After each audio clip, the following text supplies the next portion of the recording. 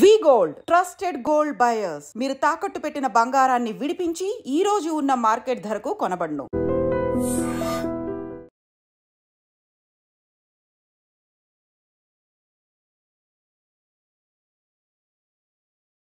అన్నయ్య కూడా పరిచయం మీకు 2007 అసలు ఇక్కడ నుండి పార్టీ రిట్రీట్ కావడం కోసం అంటే ఇక్కడ 2000 ఒకసారి మనం వెనక్కి వద్దాం.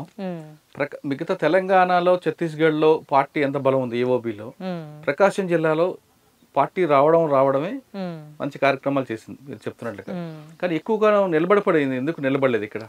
అంటే త్వరగా వెనక్కి వెళ్ళిపోయింది పార్టీ. ఇక్కడ పెద్ద ఎత్తున అంతకు ముందు నుంచి పాతగా ఉండి ఇక్కడ పరిచయాలు అట్లా పెద్దగా లేదు.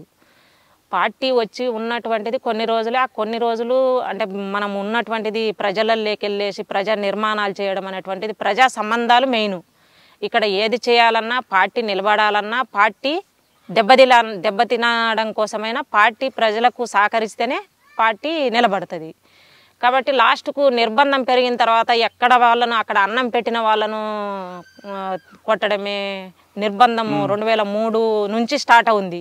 2003కు పెద్దగా అంతకుముందు పెద్ద ఏ పోరాటం చేసినా ఏదో వచ్చేవాళ్ళు వెళ్ళిపోయేవాళ్ళు, కానీ పోలీసులు కూడా ఆ గ్రామాలలో ఉన్నటువంటి పెత్తందారులే బయటికి వెళ్ళిపోయేవాళ్ళు, కానీ ఊర్లో వదిలిపెట్టేసి కొంచెం టౌన్ ప్రాంతాలలోకి వెళ్ళిపోయి బతికేవాళ్ళు తప్ప. ఇక 2003 నుంచి 4 ఆ టైంలో చంద్రబాబు సీఎంగా ఉండి తర్వాత ఎలక్షన్లు జరిగేటువంటి టైంలో ఖచ్చితంగా గవర్నమెంట్ కూడా అంటే అప్పుడు జరిగినటువంటి క్రూరమైనటువంటి కొంతమంది మా పార్టీ వాళ్ళని పట్టుకొని చంపేయడం అనేటువంటిది, క్రూరంగా ఇంటికాడ ఉన్నటువంటి వాళ్ళని ఫ్యామిలీలను తీసుకెళ్ళి చంపేయడం అనేటువంటిది, దీనివల్ల ఏంటంటే గవర్నమెంట్కు యాంటీగా కూడా అప్పుడు కొంతమందిని ఊర్లో ఉన్నటువంటి ఆ పార్టీ కార్యకర్తలు అనేటువంటి వాళ్ళని కూడా కొంతమందిని చంపడం అనేటువంటిది జరిగింది. అంటే ఈ పార్టీని లేకుండా చేయాలి అనేటువంటిది అప్పుడు పార్టీ తీసుకున్నటువంటి కార్యక్రమం. కాబట్టి ఆ టైంలో కొంతమంది జనరల్గా ఒక అతను మనం చంపినామంటే వాళ్ళ బంధువులు ఎక్కడెక్కడ ఉంటారో వాళ్ళందరూ మనకు దూరం అవుతారు. అయితే అది చేయడం అనేటువంటిది తప్పు అనేటువంటిది పార్టీ సమీక్షించింది. అట్లా మనం చేయడం అనేటువంటిది అంటే ఇన్ఫార్మర్ అనేటువంటిదే కాదు, కానీ పార్టీ కార్యకర్త ఇన్ఫార్మర్ రూపంగా కూడా వాళ్ళే ఉండేటోళ్ళు. ఇక కొంత లీడర్లుగా గ్రామ పెత్తందారులుగా వాళ్ళే ఉండేటోళ్ళు. అయితే అట్లా లేకుండా కూడా ఉన్నటువంటి వాళ్ళని కూడా కొంతమందిని కొన్ని చర్యలు చేయడం వల్ల ప్రజలు దూరం కావడం అనేటువంటిది జరుగుతున్నది. అంటే పార్టీ అప్పుడు చేసిన కొన్ని కార్యక్రమాలు తప్పుడు సంకేతాలు, అది పార్టీ నిర్ణయం తీసుకున్నది, అది కరెక్ట్ మనం చేయలేదు అంటే ఈ మనం తీసుకున్నటువంటి నిర్ణయం. మాధవ్ ఎన్కౌంటర్ కూడా జరిగింది, ఒకసారి దాని గురించి చెప్పగలరా? మాధవ్ ఎన్కౌంటర్లో నేను లేనన్నా, మా చుట్టుపక్కల ఉన్నాంలే కానీ మాధవ్ ఎన్కౌంటర్ టైంలో నేను లేను. అమ్మ ఇప్పుడు మీరు ఛత్తీస్గఢ్కి వెళ్ళాక చనిపోయారా, ముందే చనిపోయారు? లేదు, ముందే చనిపోయింది. అమ్మ చనిపోయింది 2007.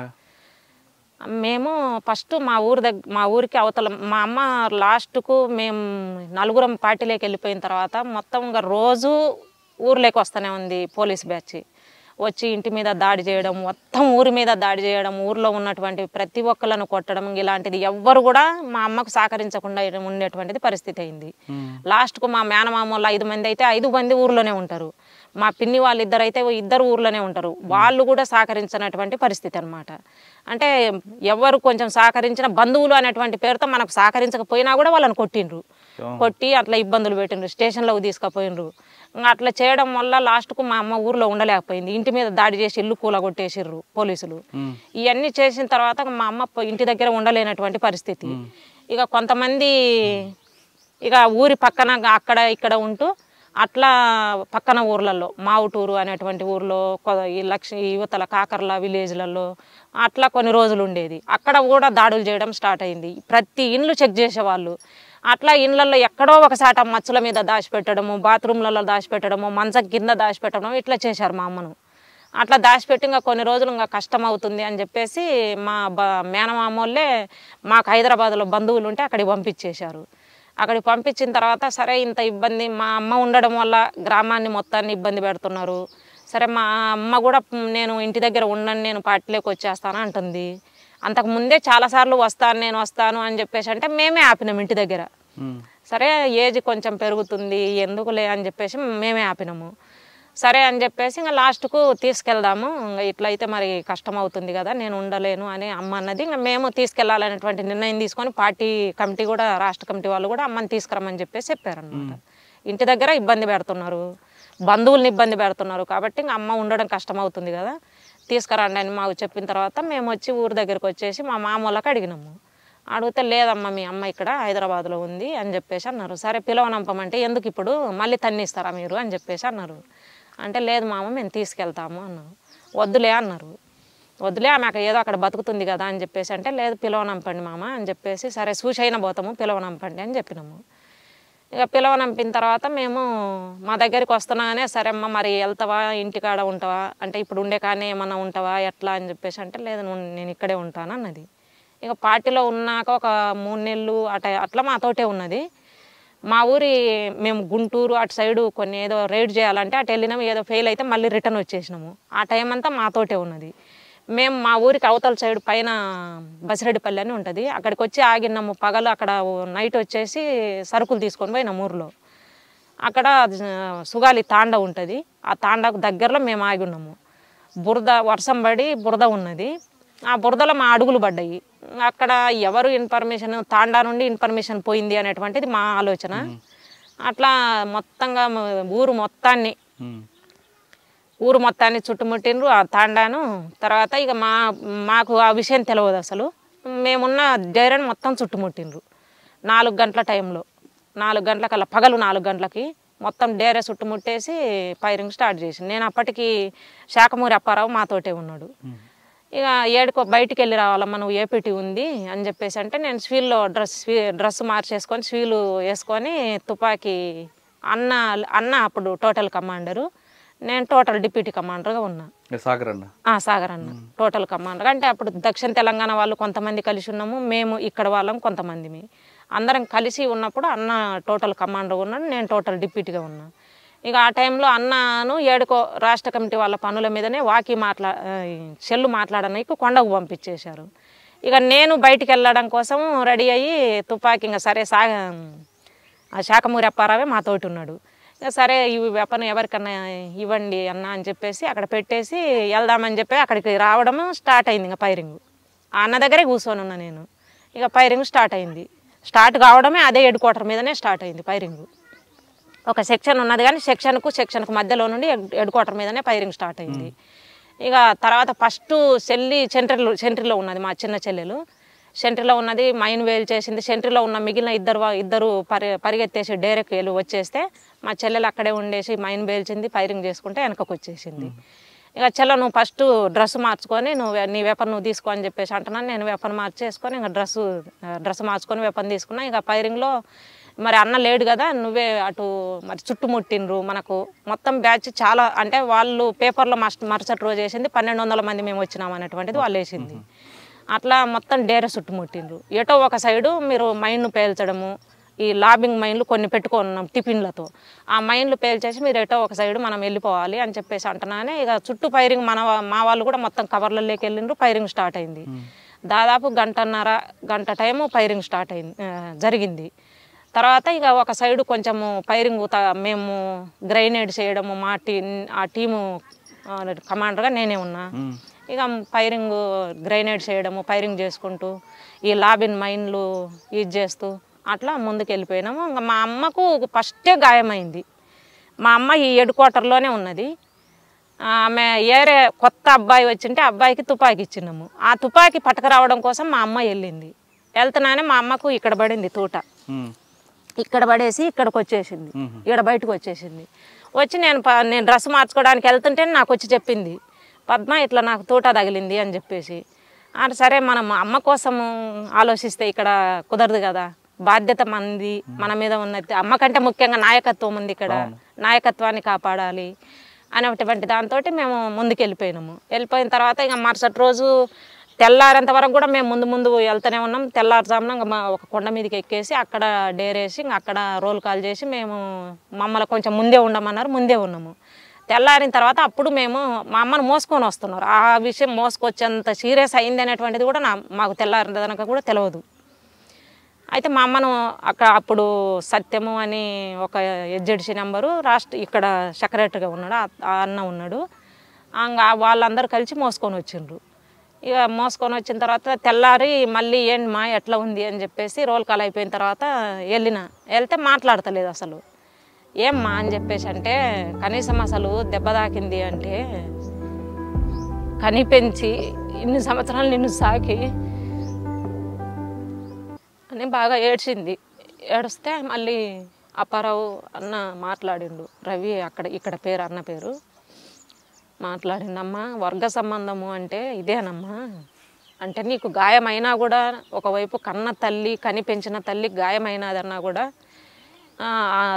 కూతుర్లు నిన్ను ఒక్కదాన్ని కాదు మొత్తం క్యాంప్ మనం ఇక్కడ ఉన్నటువంటి క్యాడర్ను కాపాడాలి అనేటువంటి దాంట్లో భాగంగా పట్టించుకోలేదు తప్ప నిన్నేదో పట్టించుకోవద్దు అనేటువంటిది కాదు కదా అని చెప్పేసి మాట్లాడిన తర్వాత ఇక బాగా రవి అన్న కూడా అప్పుడు ఏంటంటే అందరినీ పిలిచి రోల్ కాల్ చేసి ఇట్లా వర్గ సంబంధం కన్నా కూడా అంటే రక్త సంబంధం కన్నా కూడా వర్గ సంబంధం అంటే ఇలా ఉంటుంది అనేటువంటిది అందరినీ పిలిచి రోల్ కాల్ చేసి మాట్లాడించి అప్పుడు చేతులు కలిపించాను అనమాట.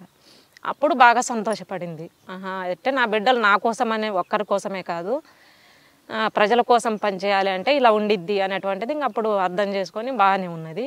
ఇక ఆ రోజు నైట్కే అన్నకు తెలిసినటువంటి కొంతమంది డాక్టర్లు ఈ కర్నూలు అటు తెలిసినటువంటి డాక్టర్లు ఉంటే వాళ్ళను పిలవనంపేసి అన్న అప్పుడు ఇంకా నైట్కే అమ్మను పంపించేసినాం బయటికి ట్రీట్మెంట్ కోసము.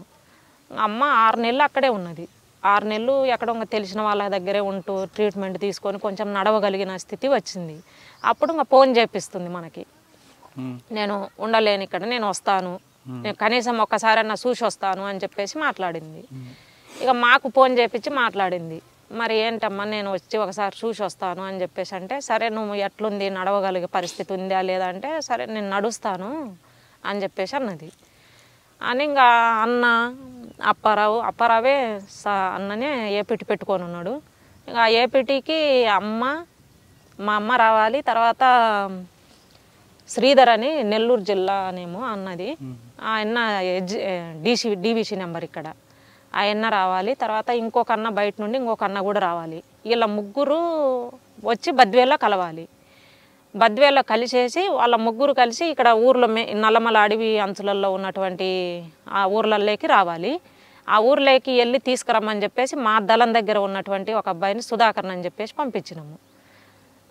ఆ అబ్బాయి కూడా ఏసీ నెంబరు వడ్లరామాపురం ఆ అబ్బాయిది సుధాకరు. ఆ అబ్బాయిని పంపించినాము. వెళ్ళేటప్పుడే గ్రేహౌండ్స్ బ్యాచ్ పట్టుకున్నారు. అప్పుడు బద్వేలుకి గ్రేహౌండ్స్ వచ్చారా? లేదన్నా, బద్వేల్లో వీళ్ళ ముగ్గురు కలిసిండ్రు. బద్వేల్లోనే వీళ్ళని పట్టుకున్నారు. వీళ్ళని పట్టుకోవడము బద్వేల్లో పట్టుకోలేదులే. ఈ అబ్బాయి బద్వేలుకి వెళ్ళాలేమో ఏపీటీ అంత నిర్దిష్టంగా నాకు తెలియదు, అన్నకి అప్పారావు వీళ్ళిద్దరు పెట్టుకొని ఉన్నారు. వాళ్ళు మా దగ్గర నుండి వెళ్ళినటువంటి సుధాకర్ను గ్రేహౌండ్స్ బ్యాచ్ పట్టుకున్నారు. గ్రామం దగ్గరలోకి వెళ్తున్న టైంలోనే పట్టుకున్నారు. ఇతన్ని పట్టుకొని కొట్టేసరికి ఇతను చెప్పిండు ఎవరెవరి కోసం నేను వెళ్ళేది అనేటువంటిది చెప్పిండు. చెప్తున్నానే ఇక మొత్తం లోపల పెద్ద ఎత్తున బ్యాచ్లు దిగినాయి మేమున్నటువంటి ఏరియాలో. తర్వాత ఈ సెల్లు మాట్లాడినాము, ఇంకా సెల్లు ప్రభావము, తర్వాత దొరికిండు ఆల్రెడీ అబ్బాయి. అప్పటికి మొత్తంగా ఈ నల్లమల డివిజన్లో ఉన్నటువంటి బ్యాచ్ మొత్తం అందరం కలిసి ఒకే దళంగా తిరిగేవాళ్ళము నిర్బంధం పెరిగిన తర్వాత. అట్లా ఇక ఈ బ్యాచ్ అంతా ఇక్కడే ఉంది అనేటువంటి దాంతో పెద్ద ఎత్తున బ్యాచ్లు దిగినాయి గిద్దలూరు ఏరియాలో. ఇక అడవిలోకి కూడా ఎక్కడ చూసినా బ్యాచ్లే మరుసటి రోజు కల్లా. అట్లా ఇక మరుసటి రోజు అమ్మను పట్టుకున్నారు అనేటువంటిది మేము సరే ఈ అబ్బాయి రాలేదు, ఏపీటీ కోసం వెళ్ళిండు, మరి ఈ అబ్బాయి సాయంత్రానికల్లా రాలేదు, సరే అసలు అమ్మ వాళ్ళకు ఫోన్ చేసి తెలుసుకుందాము, అమ్మ వాళ్ళకు ఫోన్ చేయనీకి వెళ్ళిరా అని చెప్పేసి అప్పారావు అన్న మా చెల్లికి చెప్పి, చెల్లి అప్పుడు గాడ్డు అప్పారావు అన్న గాడ్డు మా చెల్లెలు. ఇంకా చెల్లిని ఇంకొక అబ్బాయిని పంపిస్తే చెల్లి మాట్లాడితే నేను అత్తే వాళ్ళు కోడ్ పెట్టుకొని ఉన్నారు, అమ్మతోటి కోడ్ పెట్టుకున్నారు. నువ్వు ఒకవేళ పోలీసులకు దొరికినావు అనుకో ఏం మాట్లాడాలి అంటే నేను అన్నోళ్ళ దగ్గర ఉన్నాను అని మాట్లాడు, మాకు అర్థమవుతుంది అంటే నువ్వు వేరేది మాట్లాడడానికి ఇంకా వీలు లేదు కదా, ఆ మాట చెప్తే మాకు అర్థమవుతుంది అని చెప్పేసి చెప్పిండంట. ఆమె మాట ఫోన్ ఎత్తుతున్నాగానే ఆ మాటే చెప్పింది. కానీ మేమేమనుకున్నాం మాకు తెలియదు కదా, ఆ కోడ్ మాకు చెప్పలేదు కదా. సరే చెల్లెలు వచ్చేసి అమ్మ బాగానే ఉందంట అంటే అన్న మాట అమ్మ చెల్లెలు చెప్పలేదు. బాగానే ఉందంట, బాగానే ఉన్నాము, తర్వాత వస్తానులే అని చెప్పేసి అన్నది, పెట్టేసినది అని చెప్పేసి అన్నాడు.